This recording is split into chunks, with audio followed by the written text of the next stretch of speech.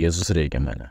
Matydamas jį tokį itin nulūdusi, Jėzus prabilo, kaip sunkiai turtuoliai pateks į Dievo karalystę. Evangelija pagal Luką, 18 skyrius, 24 eilutė. Biblijos svetainėse perskaičiau skirtingus Biblijos vertimus. Kartais juose trūksta sakinio dalies, itin nulūdusi, bet senajame karaliaus Jokūbo vertime ji yra Luterio, yra Elberfelder, taip pat yra kiti išsireiškia gan panašiai, su vertimu kartais iškilo sunkumų. Po to paieškos laukelyje įvedžiau žodžius Jėzus matė. Ir tai pastebėjau, jog šis matymas yra kur kas daugiau nei tik matymas. Tai reiškia, ką nors atpažinti bei sąmoningai suvokti. Jėzus matė šį vyrą, peržvelgė jį iki giliausių gelmių. Dėl to šis priedas itin nulūdusi tampa perteklinis. Tai jam paminėti tą eilutę aukščiau.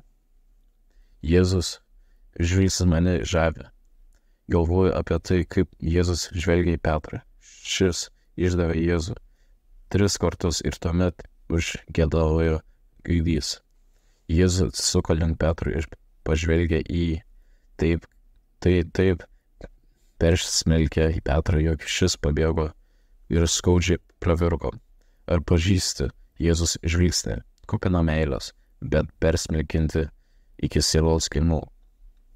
Yra vyras, į kurį Jėzus žvelgė, norėjo pasisitaikyti su Dievu, norėjo patekti į dangaus karalystę, bet Jėzus žinojo, su visais pinigais tai nepaveiks.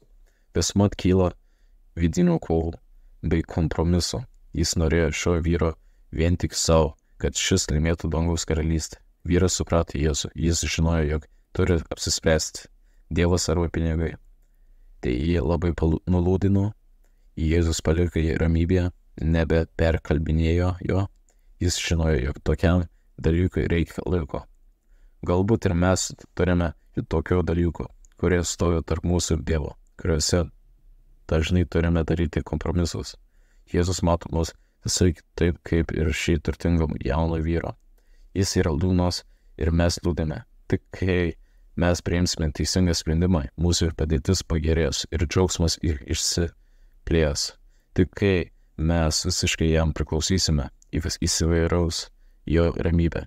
Tada dangus bus ant žemės, dangus bus mūsų širdyse.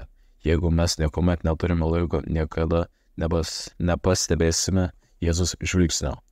Šis visiškai peržvelgia mus, bet šis juk visiškai pozityvus. Jo galime iš tikrųjų pasitikėti. Jėzau, aš myliu tavo žvilgsnį, bet ir baiminuosi jo. Tikrai tai yra gera, kad tu mane taip gerai pažįsti. Bet aš visada baiminuosi, kad tu iškelsi tokius reikalavimus, kurie man nepatiks. O Viešpatie, kadagi pagaliau aš visiškai tavim pasitikėsiu. Tu linki man tik geriausio. Dėkuoju, kad tu mane taip gerai pažįsti ir trokšti man geriausio. Amen.